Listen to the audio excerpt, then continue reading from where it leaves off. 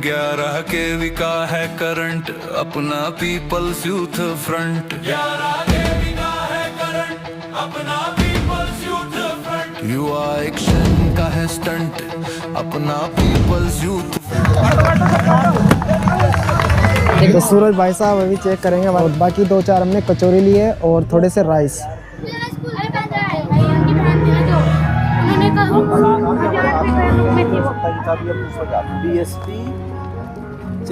बाकी यहाँ पे भी मैगजीन वगैरह बुक लेट आपको यहाँ पे देखने को मिल जाती है। और चलिए चलते हैं आपको लेके अंदर। और ये आप चेक कर सकते हो महा जन जागरण अभियान, आप चेक कर सकते हो भाई। पीपल सोशल एक्शन जन आंदोलन भारत का संविधान, भाई ये आप चेक कर सकते हो। उद्देशिका लगा रखी है यहाँ पे, ये भी आप चेक कर सकते हो। बाबा साहब भीमराव की प्रतिमा लगा रखी है।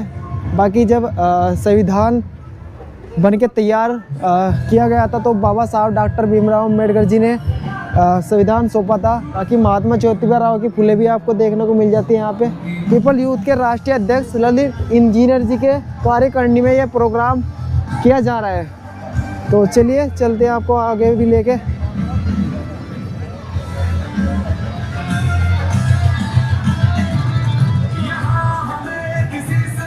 5,000 जब पैसा कम पड़ गया तो आधे 5 लाख की लोन करी, और लोन करने की वजह से हमने आधा कैश जमा किया और आधा लोन किया।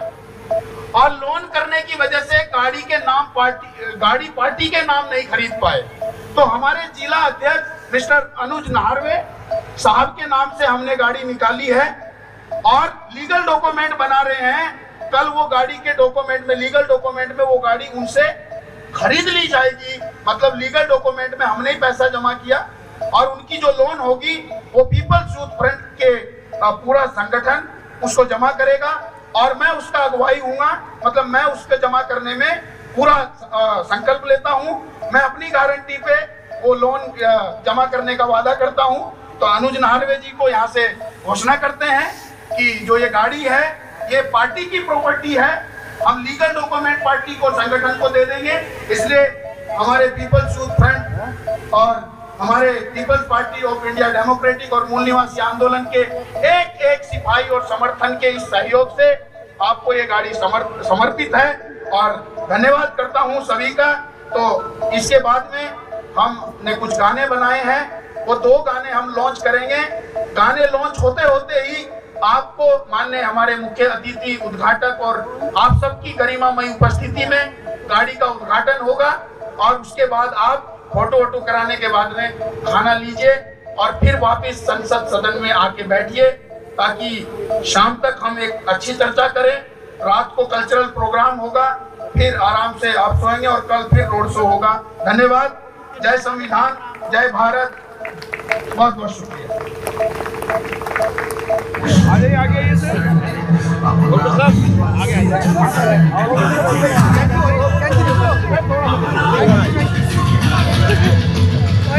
अरे साइड में सर,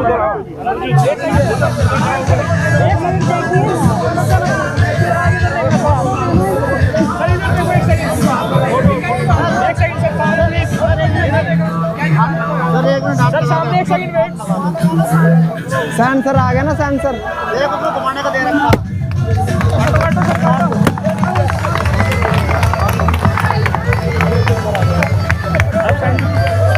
सेंसर आ गया और उधर वेट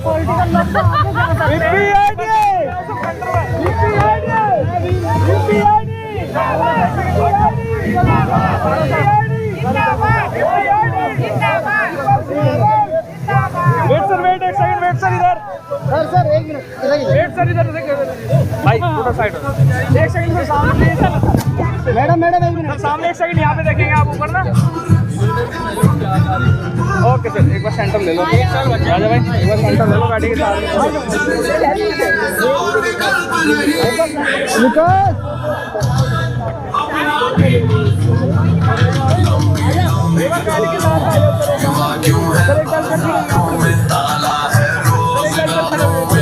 भीड़ है कारागारों में, इन जात धर्म के हारों में, क्यों इंसान घिरा दीवारों में।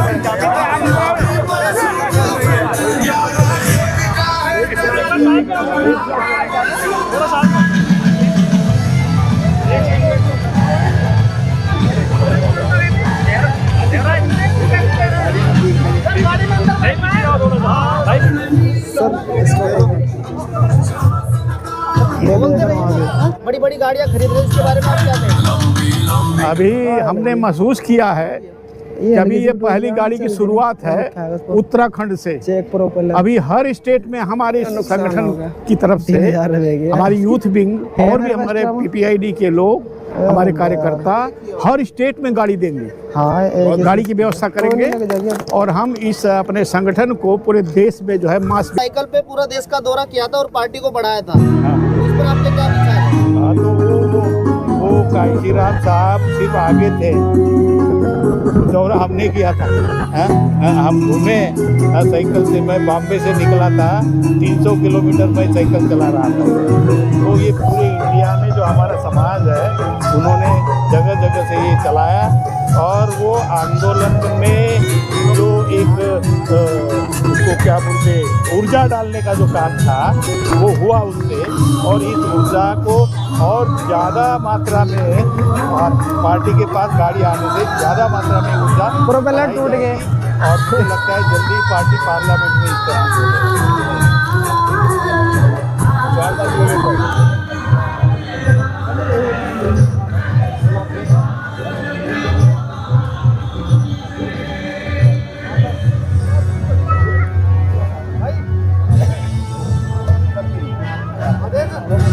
हाँ भाई, भाई। अरे सलाह तो कहाँ है यार, 15-15 किलो तू फालतू की बात सुना। ओ ठीक है सर, कोई नहीं, लो ले ला खाना भाई। बड़ी ठंडी लगा रहा है। वो तो गया सही, वो चेक कर लेना सूरज ने, टूट गया था वो। अरे बहुत तेज हो भाई, पकड़ इसके यहाँ लगा ना फोन।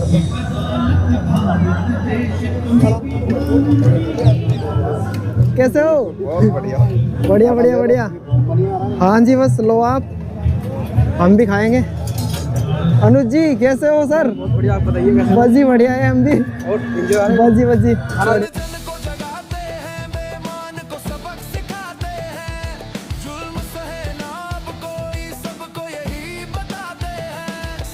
जनता की है आवाज, अपना पीपल्स यूथ फ्रंट। जन जन का है ये आगाज, अपना पीपल्स यूथ फ्रंट। चलिए भाई, खाना खा लेते हैं।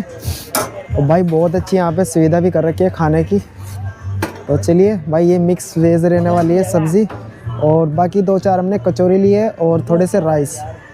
बाकी शुभम कैमरामैन हमारे भाई। चलिए टेस्ट कर लेते हैं, हाँ बैठेंगे।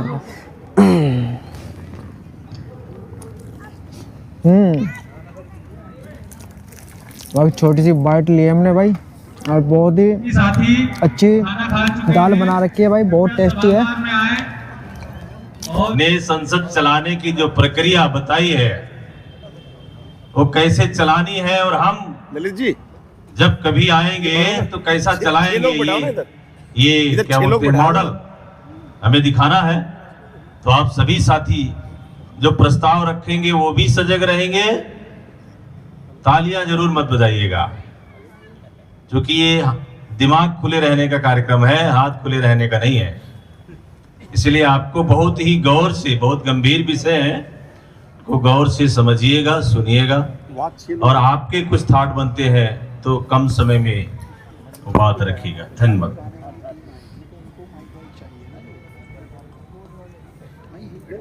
आप सभी को क्रांतिकारी जय भीम, जय मूल निवासी, जय भारत, जय संविधान।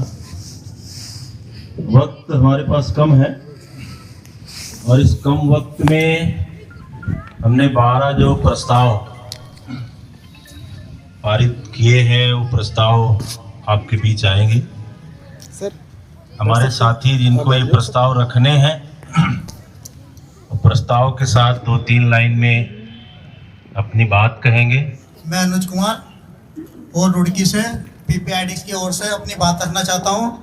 हमारा जैसे टॉपिक है आज जाति का विनाश। हेलो, नए टॉपिक बात रख रहे हैं? नहीं, हमारा नहीं, वही जो सर ने भी बोला, देवान जी ने, जाति के आधार पे, जाति के नाम पर हमारे लोगों की हत्या कर दी जाती है। जाति के नाम पर हमारे SC ST लोग, OBC के लोग हैं, उनको उनके अधिकार से वंचित किया जा रहा है। कभी गाय के नाम पर, कभी मंदिर जाने के नाम पर, हमारे लोगों को आज मारा पीटा जा रहा है। अभी वर्तमान में आप देखा होगा कि एक हमारी ही बहन को हमारी माता से छीनकर उस माता की हत्या कर दी जाती है उत्तर प्रदेश के अंदर, और हमारी बहन को अगवा कर लिया जाता है। इस जो जाति का खेल आज ये वर्तमान की सरकार हमारे बीच खेल रही है, मैं अपना बात ये रखना चाहता हूँ कि आज इस देश के अंदर अगर हमें इस देश को आगे बढ़ाना है तो यहाँ पर SC ST OBC के जितने भी लोग हैं जो जातियों के नाम पर न बांटा जा रहा है, उसको हटा करके ये सर्टिफिकेट खत्म किया जाए SC ST OBC का, और एक यहाँ पर लागू किया जाए जो मूल निवासी के नाम पर जहाँ पर चलेगा, जिसमें सबको उसका अधिकार मिलेगा, जहाँ पर पूरी तरह से जाति का ही विनाश हो जाएगा। धन्यवाद। Thank you. अगला प्रस्ताव रखने के लिए मैं मूल निवासी देवराज सिंह उत्तराखंड को आमंत्रित करता हूँ। नाम Devraj, Uttarakhand People's Youth Front का महासचिव। माननीय अध्यक्ष महोदय, आज मुझे देश के सबसे गंभीर विषय पर बात रखने का, प्रस्ताव रखने का मुझे आज मौका मिला है। माननीय सदन को मैं अपना प्रस्ताव भारत के आधुनिक भारत के श्रम कानून और प्रगति मार्ग, एक वेतन एक वतन संवर्धन और कार्यान्वयन से ही होगा शोषण मुक्त मजदूर। माननीय अध्यक्ष महोदय, हमारे देश में सबसे ज्यादा अगर करोड़ों लोग हैं वो हमारे श्रमिक और मजदूर लोग हैं, जिनको पूरे भारत में उनको न्यूनतम वेतन भी नहीं दिया जाता। 5-5, 6-6 हजार रुपए उनको काम कराया जाता है। हमारे इस देश में उनको मेरे हिसाब से मैं अपना प्रस्ताव रखना चाहता हूं, उनको 21 से लेकर 27,000 तक का वेतन दिया जाना चाहिए, क्योंकि इसमें सफाई कर्मचारी जो 10 फीट के गड्ढे में जाकर हमारी उसमें नाली को साफ करता है, उसको वेतन के जगह उसका शोषण होता है। मैं चाहता हूं माननीय अध्यक्ष, इस प्रस्ताव को माननीय सदन के बीच में मैं अपना प्रस्ताव रखता हूं और सदन से मैं कहना चाहता हूं कि इसको बहुत ही गंभीर के साथ इस मुद्दे को आगे बढ़ाए। जी हाँ, साथी सदस्य साथी इस पर अपने मत रखें। जय भारत जय संविधान। जो प्रस्ताव आज सदन में रखा गया है, इस प्रस्ताव का मैं समर्थन करता हूं। मैं एडवोकेट विनोद कटारिया हरियाणा से, और बताना चाहता हूं कि जब एक राष्ट्र और एक शिक्षा की बात की जाती है, तो जब राष्ट्र एक है तो शिक्षा भी एक ही होनी चाहिए, क्योंकि संविधान सम्मत जो हमारा देश है वो संविधान से चलने वाला देश है, और संविधान में समानता का अधिकार में दिया गया है, तो शिक्षा में असमानता क्यों? जब निजीकरण जहाँ है वहाँ बच्चों की केयर, बच्चे की केयर शारीरिक तौर पे भी और मानसिक तौर पे भी और व्यवहारिक तौर पे भी हर तरह से ट्रीटमेंट अलग किया जाता है। जब ये सारी चीजें समान देश के अंदर एक आदमी की भूमिका, एक वोट, एक वैल्यू है, तो उस आदमी का जो मानसिक स्तर है वो उसको अलग तैयार क्यों किया जा रहा है? अगर ये भेदभाव की नीति चली रहेगी तो हमारे देश में संविधान का जो राज है वो कभी स्थापित नहीं हो सकता। सही मायने में संविधान तभी लागू होगा जब समान रूप से शिक्षा सभी लोगों तक पहुंच पाएगी। धन्यवाद। इसलिए मैं सदन में प्रस्ताव रखना चाहता हूं कि देश में एक राष्ट्र एक शिक्षा, संपूर्ण शिक्षा का राष्ट्रीयकरण और जन जन का आह्वान है। मैं ये प्रस्ताव रखता हूं क्योंकि अभी जो वर्तमान जो शिक्षा सिस्टम है, इसमें जो ST SC OBC जो भी माइनॉरिटी के लोग हैं वे शिक्षा से दूर हो जाए, चाहे प्रोफेशनल कोर्स की बात करें, चाहे इंजीनियरिंग की बात करें या फिर डॉक्टरी की बात करें, ये दूर हो जाए। इसलिए मैं प्रस्ताव रखता हूँ, एक राष्ट्र एक शिक्षा, संपूर्ण शिक्षा का राष्ट्रीयकरण, जन जन का ये आह्वान मैं प्रस्ताव रखता हूँ। धन्यवाद। मैं शिक्षक होने के नाते इसके समर्थन में प्रस्ताव के बाद अपनी वोट देता हूं, और ये कहना चाहूंगा सदन में कि साथियों, अगर एक राष्ट्र और एक शिक्षा की हम बात करते हैं तो उसके लिए सबसे बढ़िया जरूरी है कि हम अपने समाज के अंदर जो हमारे स्कूल हैं, सबसे बड़ी रेंज के स्कूल जो है सरकारी स्कूल हैं, और मैं, मेरे पिताजी और हमारे सभी परिवार के लोग सभी शिक्षा के क्षेत्र में हैं और सभी सरकारी स्कूल में पढ़े हुए हैं। और ये अप्रोच पे होता है, जैसा कि अभी सम्मानित सदस्य ने जिक्र किया, 90,000, ये आंकड़ा 1 लाख तक का है।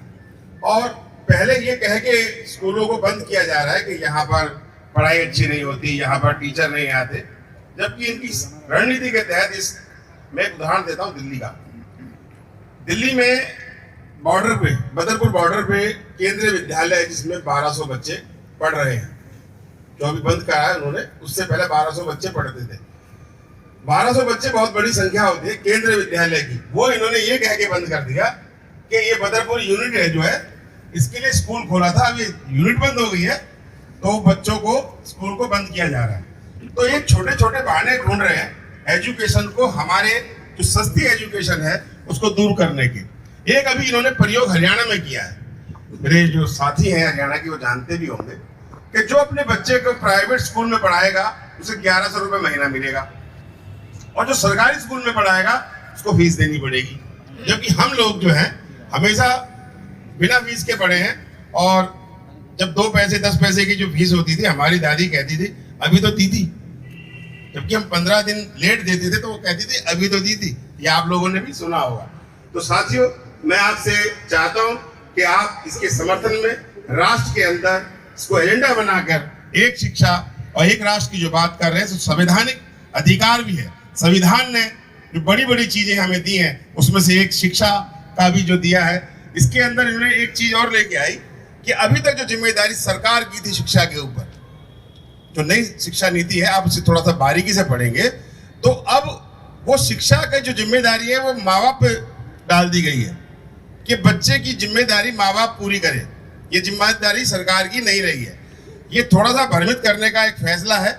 इसकी जानकारी इस सदन के माध्यम से मैं आपको देना चाहता हूँ कि आने वाले टाइम में स्कूलों को पूरी तरह से बंद करने का इनका सिस्टम है, क्योंकि जो 70 साल के अंदर SC, ST, OBC और धर्म परिवर्तित माइनॉरिटी को बच्चे हम और आप पढ़ के डॉक्टर, इंजीनियर, मास्टर, जो भी हम जिस लाइन में भी गए हैं वहां हमने क्रांतिकारी बदलाव किए हैं। उस क्रांतिकारी बदलाव का नतीजा ये है कि आने वाले बच्चों के लिए वो शिक्षा को छीनना चाहते हैं। तो अध्यक्ष महोदय, मैं आपसे निवेदन करता हूं कि मैं इस बिल के समर्थन में अपना प्रस्ताव देता हूं और आपसे अनुरोध करता हूं कि इस बिल को पास किया जाए। धन्यवाद। जय भीम, जय भारत, जय मूल निवासी। केवल एक लास्ट में कोई एक